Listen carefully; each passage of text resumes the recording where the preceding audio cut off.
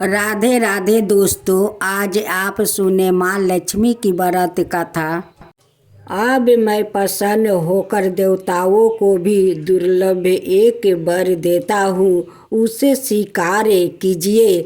धर्म अर्थ काम और मोक्ष को देने वाला यह एक महालक्ष्मी व्रत है। इसे करके आप सर्वभौम राजा हो जाएंगे। अब आप प्रसन्न निश्चिंत होकर अपनी राजधानी को जाइए। नारद जी कहते हैं, चित्ररथ गंध बर तत्क्षण अंतर ध्यान हो गया। राजा मंगल जैसे ही चलने को हुआ, तैसे ही एक बटुक बगल में संबल मार्ग भोजन लिए दिखाई दिया। राजा ने बटुक से पूछा, तुम कौन हो? यहाँ किस लिए आए हो? बटुक बोला, मैं आपके राज का एक ब्राह्मण बालक हूँ और आपके साथ साथ यही यहाँ आया हूँ। मेरे योग कोई कार्य हो तो बताइए। राजा ने कहा, आज से मैं तुम्हें नूतन कहूँगा। अगर यह कोई जलसा हो तो मेरे लिए थोड़ा जल ले आओ। बटुक राजा को एक बरगद के वृक्ष के नीचे बैठकर सवाए घोड़े पर सवार होकर जल लेने आगे चल दिया। थोड़ी ही दूर जाने पर उसे एक अति रमणीक तालाब दिखाई दिया, मानो सवाए भगवान विष्णु एवं लक्ष्मी जी का निवास स्थान हो। वो तालाब स्वच्छ जल से भरा हुआ और कमल पुष्प से सुशोभित हो रहा था। तालाब के किनारे अनेक स्त्रियां कथा कह रही थी। बटुक ने स्त्रियों को अपना परिचय दिया और उसने व्रत कथा के बारे में पूछा। स्त्रियों ने कहा, हमने महालक्ष्मी जी का व्रत किया है, सो उनकी कथा कह रहे हैं। स्त्रियों ने बटुक को व्रत की विधि और फल बताया। स्त्रियों ने कहा कि तुम इस उत्तम व्रत को करो और अपने राजा से भी करवाओ। यदि कोई उत्तम व्याकृत मिल जाए तो उसे भी व्रत करवाओ, किंतु नासित को सामने यह व्रत कभी ना कहना। ओ बटुक सवाए पानी पिया, में घोड़ों को पानी पिलाया। राजा के लिए जल लेकर घोड़े पर सवार होकर चल दिया। राजा को जल देकर उचित व्रत का महत्म्य बताया और अनेक प्रकार की सामग्री एकत्र करके राजा से व्रत करवाया। तंत्र ओ राजेंद्र घोड़े पर सवार होकर ब्राह्मण बटुक के साथ अपनी पुरी के निकट पहुंचा। अपने राजा को आते देख कर पूर्ववासियों ने तुरोही आदि बजाते फूल मालाओं से उनका स्वागत किया। स्त्रियों के द्वारे फेंके हुए धन के लाओं से पूजित हो उस ब्राह्मण बटुक के साथ राजा मंगल अपनी पटरानी चोल देवी के महल में गया। जाते ही रानी ने राजा के हाथ में एक डोर बांधा देखा। इस पर रानी ने अत्यंत क्रोधित होकर कहा कि मालूम होता है राजा शिकार के बहाने किसी दूसरी स्त्री के पास गया था। उसी के सौभाग्य के लिए राजा ने हाथ में यह डोर बांध रखा है। उसी का भेजा यह ब्राह्मण बटुक भी मुझे देख यहाँ आया है। ऐसा विचार करके चोल देवी ने राजा के हाथ में बांधा डोर तोड़कर पृथ्वी पर डाल दिया। संज्ञा बस उसी समय चील देवी की एक दासी कुछ देखने आई थी। उसने वो डोर उठाकर उस ब्राह्मण बटुक से उसका कारण पूछा। बटुक ने दासी को सारी बात बताई और व्रत के बारे में भी बताया। तब दासी ने चील देवी के पास जाकर वो व्रत बताया और ब्राह्मण को बुलाकर विधिवत महालक्ष्मी जी का उत्तम व्रत वो पूजन किया। एक बरस बाद महालक्ष्मी के दिन चीला देवी के महल में बाजाओं का शब्द हुआ। यह शब्द राजा मंगल ने भी सुना। तब राजा को महालक्ष्मी के व्रत का ध्यान आया और वो बटुक से कहने लगा, अरे आज महालक्ष्मी की पूजा का दिन है, मेरा वो डोर कहाँ है? यह पूछने पर बटुक ने चोल देवी के द्वारे डोरा तोड़े जाने की बात बताई।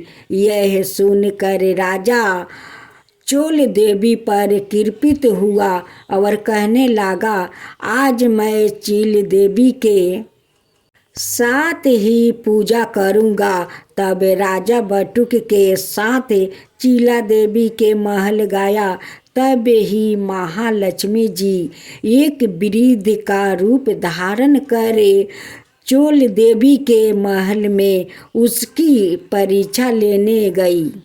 चोल देवी ने वृद्ध को भला बुरा कहकर वहाँ से चले जाने को कहा।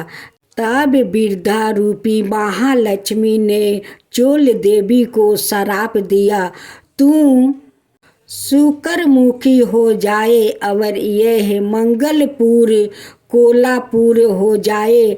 तभी से यह नगर कोल्हापुर कहलाने लगा।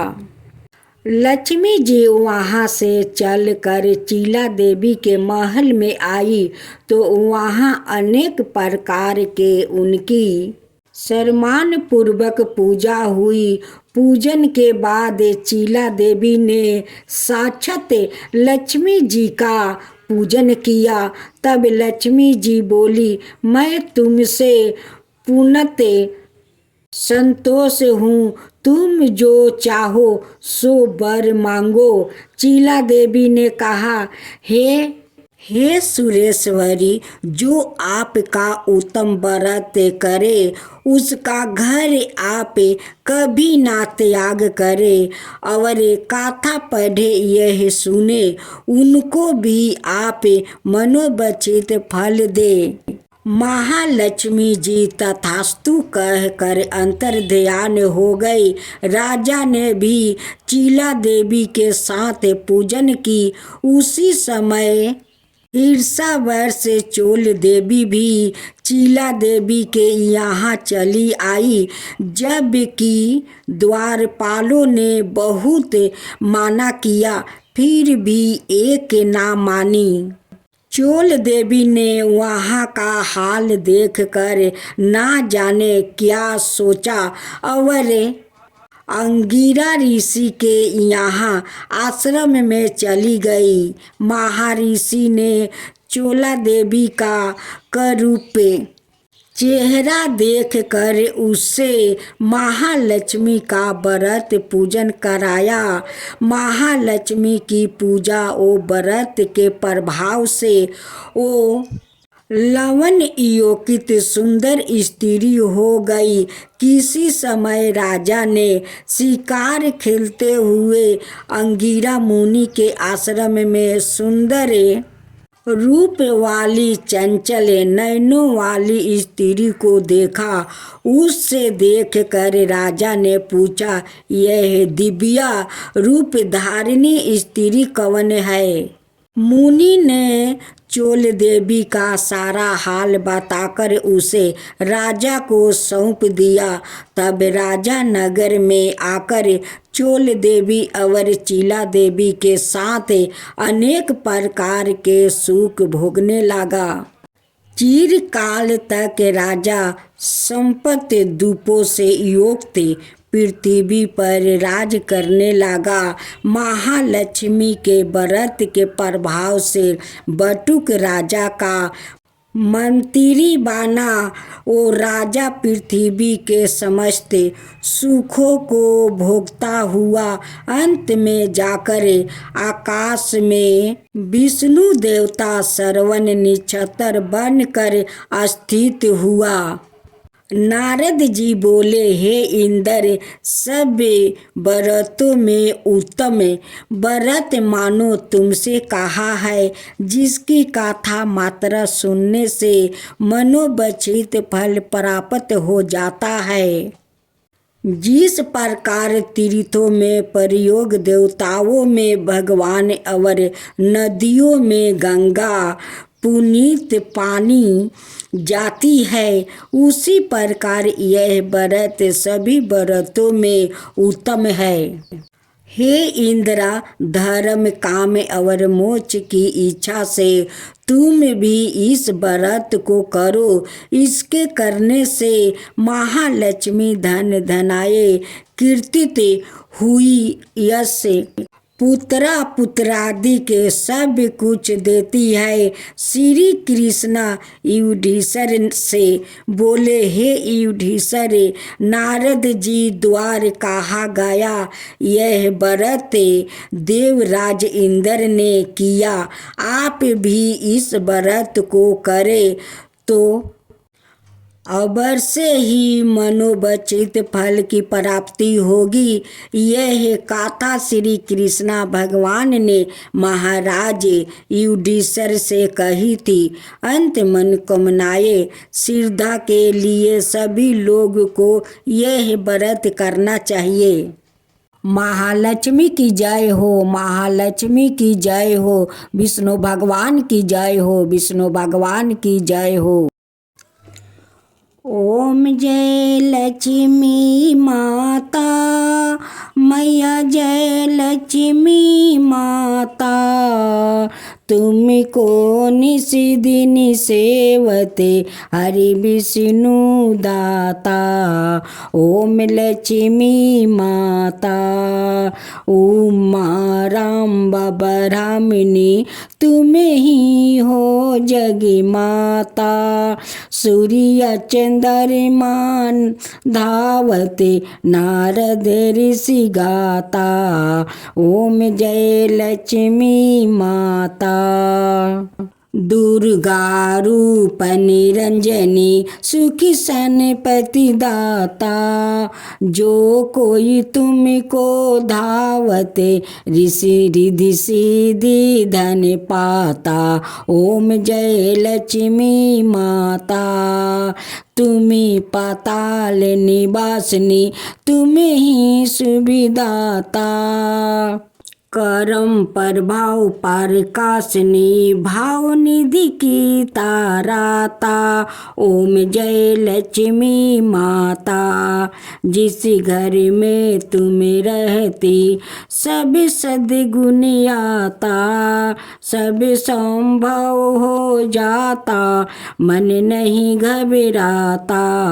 ओम जय लक्ष्मी माता, तुम बिना ज्ञान न होबे बस्तर ना कोई पाता। खाने पाने का भाव सब तुम से ही आता। ओम जय लक्ष्मी माता, शुभ गुण मंदिर सुंदर सिरोधानी जाता। रतन चतुर्दर्शन तुम बिना कोई नहीं पाता। ओम जय लक्ष्मी माता। श्री लक्ष्मी जी की आरती जो कोई जन गाता, उरे आनंद समाता, पाप उतर जाता। ओम जय लक्ष्मी माता, मैया जय लक्ष्मी माता। राधे राधे दोस्तों, आज आप सुने गाय माता की कहानी। गौ माता की गाथा भीष्म पितामह ने युधिष्ठिर को सुनाई थी। असल में भीष्म पितामह का कहना था कि गाय का मूत्र और गोबर इतना गुणवान है कि इससे हर रोग का निवारण हो सकता है। इतना ही नहीं, इसमें माँ लक्ष्मी का भी वास होता है, इसलिए इसे बहुत शुभ माना जाता है। बस यही कारण है कि इस दिवाली के मौके पर हम आपको यह कथा सुना रही हूँ और गाय की पवित्रता भी दर्श रहे हैं। हमारे हिंदू धर्म में गाय को माँ का दर्जा दिया जाता है। कुछ लोग इससे गाय का और कुछ गाय माता कहते हैं। यहाँ तक कि अगर हम शास्त्रों का इतिहास देखें तो गाय भगवान कृष्णा को बहुत प्रिय लगती थी, इसलिए तो वो ज़्यादातर समय अपनी गायों के साथ व्यतीत करते हैं। ये अलग बात है कि आजकल गाय को खाने की वस्तु के रूप में भी प्रयोग किया जाने लगा है, जिसके लिए बहुत खेद है। हम जानते हैं कि केवल हमारे खेद करने से यह पाप रुकने वाला नहीं है, इसलिए समझाने से कोई फायदा नहीं। बस उम्मीद कर सकते हैं जो लोग गाय का एक वस्तु समझकर उसके सेवन करते हैं, वो भी जल्दी ही ये सब बंद कर दे। भीष्म पितामह ने सुनाई युधिष्ठिर को यह कथा। एक बार लक्ष्मी जी ने मनोहर रूप यानी बहुत ही अद्भुत रूप धारण करके गायों के एक झुंड में प्रवेश कर लिया और उनके इस सुंदर रूप को देखकर गायों ने पूछा कि देवी, आप कौन है और कहाँ से आई है? गायों ने भी कहा कि आप पृथ्वी की अनुपम सुंदरी लग रही हो। तब गायों ने एकदम से कहा कि सच सच बताओ, आखिर तुम कौन हो? तुम्हें कहाँ जाना है? तब लक्ष्मी जी ने श्रद्धा पूर्वक से गायों से कहा कि तुम्हारा कल्याण हो। असल में मैं इस जगत में अथवा संसार में लक्ष्मी के नाम से प्रसिद्ध हूँ और सारा जगत मेरी कामना करता है, मुझे ही पाना चाहता है। मैंने दैत्यों को छोड़ दिया था और इसलिए वो सदा के लिए नष्ट हो गए। इतने ही नहीं, मेरे आश्रय में रहने के कारण इंद्र, सूर्य, चंद्रमा, विष्णु, वरुण और अग्नि आदि सभी देवताओं सदा के लिए आनंद भोग रहे हैं। इसके बाद माँ लक्ष्मी ने कहा कि जिनके शरीर में मैं प्रवेश नहीं करती वो सदाए नष्ट हो जाते हैं और अब मैं तुम्हारे शरीर में ही निवास करना चाहती हूँ। लेकिन इसके बाद भी कथा खत्म नहीं हुई, क्योंकि गायों ने अब तक माँ लक्ष्मी को अपनाया नहीं था। गायों ने क्यों किया माँ लक्ष्मी जी का त्याग। देवी लक्ष्मी की इन बातों को सुनने के बाद गायों ने कहा कि तुम बड़ी चंचल हो, इसलिए कभी कहीं भी नहीं ठहरती हो। इसके अलावा तुम्हारा बहुतों के साथ भी एक साथ ही संबंध है, इसलिए हमें तुम्हारी इच्छा नहीं है। तुम्हारी जहाँ भी इच्छा हो तुम चली जाओ। तुमने हमसे बात की, इतने में ही हम अपना आप को तुम्हारी कृतज्ञ है यानी तुम्हारी आभारी मानती हूँ। गायों के ऐसा कहने पर लक्ष्मी ने कहा कि यह तुम क्या कह रही हो, मैं दुर्लभ और सती हूँ, अर्थ मुझे पाना आसान नहीं है, पर फिर भी तुम मुझे स्वीकार नहीं कर रही हो। आखिर इसका क्या कारण है? यहाँ तक कि देवता, दानव, मनुष्य आदि सब कठोर तपस्या करके मेरी सेवा का सौभाग्य प्राप्त करते हैं। अब तुम भी मुझे स्वीकार करो।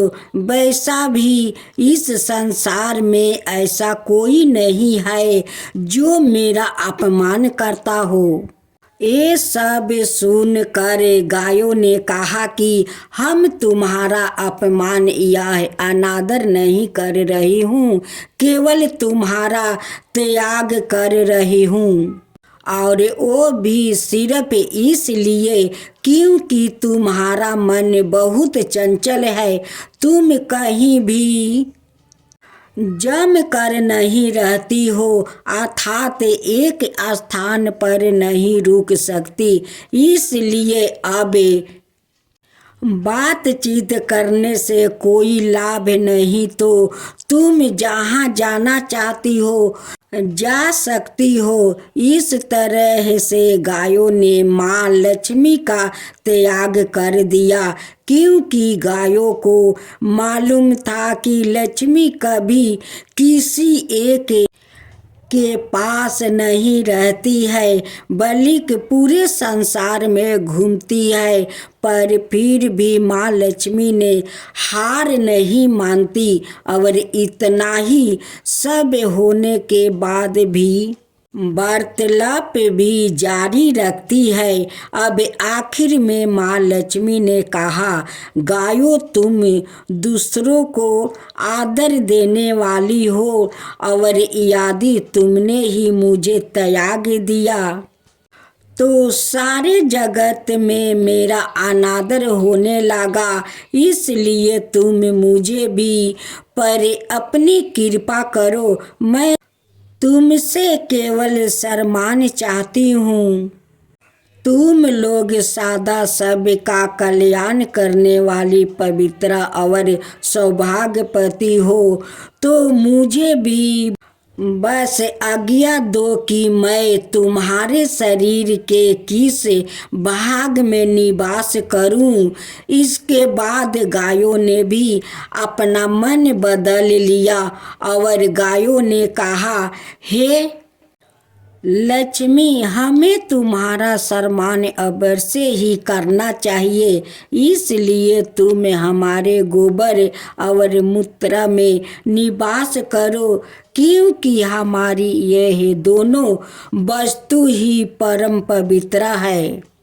तब माँ लक्ष्मी ने कहा, धन्यवाद है और धन्य भाग मेरे, जो तुम लोग ने मुझ पर अनुग्रह किया, यानी मेरे प्रति इतनी कृपा दिखाई। मैं अवश्य ऐसा ही करूँगी।